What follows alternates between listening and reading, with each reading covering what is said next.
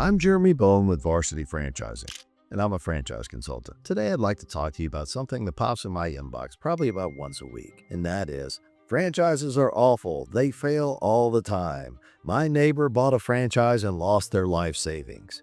And the first thing I respond to is, number one, did they use a franchise consultant? How did they do their research? And I've yet to have anybody come back and go, yes, they did use a franchise consultant. However, I know that it's possible, and there are franchise failures out there from time to time. But what I can tell you is the reason the franchise model succeeds as much as it does is because if you've done something 50 times and been successful, the 51st is probably going to be successful. If you've done it 350 times, the 351st is probably going to be successful. So that's why franchising works. It's a model that's been replicated over and over and over. They figured out where the pitfalls are. They put in solutions to get around them. And that's why they succeed at a much higher rate over startups. That information is publicly available through the SBA. Now, I say all of that and I come back and say, you know what?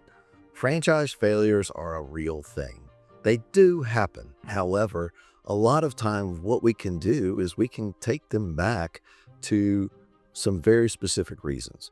Usually, the first thing is going to be undercapitalization. You pull too much money out up front. That's why franchises try to guide their franchisees into how to manage their money, especially in the very beginning, because they know you've got to have that money being reinvested into the business to be able to be profitable and to be able to keep it running. And then the second thing is the wrong fit.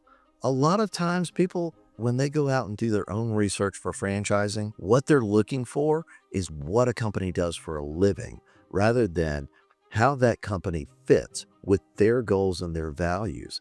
And I could be the first one to tell you, I have been on franchise boards and I have been back there and I've seen the guys that come out to the conventions and they sit at the back of the room and they go, I don't even like you guys.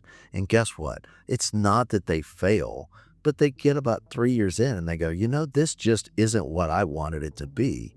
And they leave and they go out and they don't have a failure, but they do a resale and they don't get a high multiple and they're not very happy when they leave.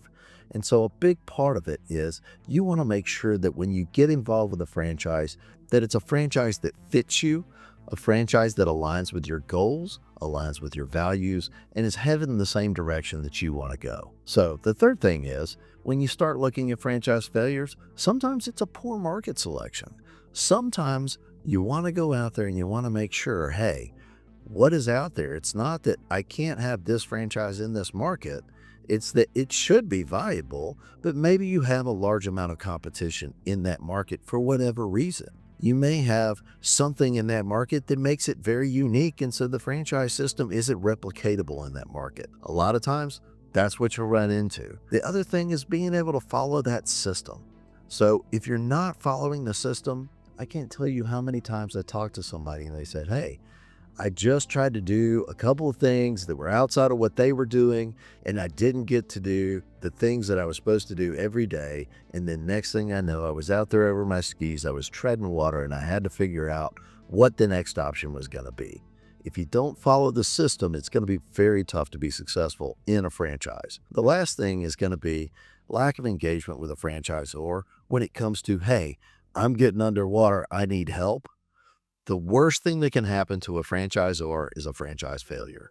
If franchisors have franchise failures, it makes it so much harder to sell that next franchise. It makes it so much harder to grow. It makes it so much harder to scale. So what they do is bend over backwards, left, right, and sideways to make sure that if they have somebody who's struggling, that number one, they identify it. Number two, they have processes in place to go out there and provide support. And number three, they do anything and everything they can to try to get that franchise turned around and back on the right track. It doesn't always happen perfectly. However, I can promise you, there's not a franchise out there that wants to have a failure on their record. But what I can tell you is there are several franchises out there that are not necessarily what we would call reputable, or maybe they don't have the support structure that they would need to be able to support a failing franchise. And these are some of the reasons why you really do need to work with a franchise consultant. It's because every day, all day, I literally talk to over 100 franchises every month. And when we sit there and we start having these conversations, we're talking about things like fit. We're talking about what their support structures look like. If we go back there and we're looking at their franchise disclosure documents before we present a brand to a client, we're absolutely going to be going out there and looking and saying, hey, do they have any litigation out? Have they had a lot of people exit the system in the last 30, 90, 60 days, even the last 1 to 3 years? And I can tell you, I've seen some. I've seen some franchises out there. I saw one time that had over 90 terminations in a single year. And guess what? They didn't sell any franchises until they got off 3 years out the road, and then they could start selling franchises again because they didn't have to disclose all of those terminations.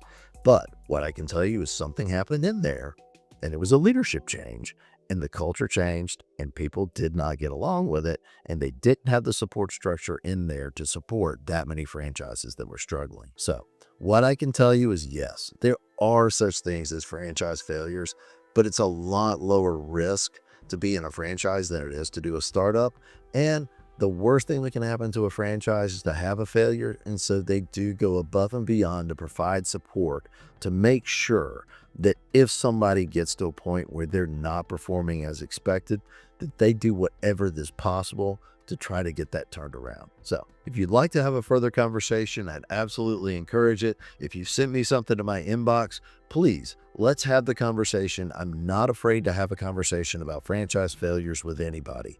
And if you're looking for a franchise, I highly recommend working with a franchise consultant because it will really help you try to find those reputable franchises that have the resources that help you be successful in franchising.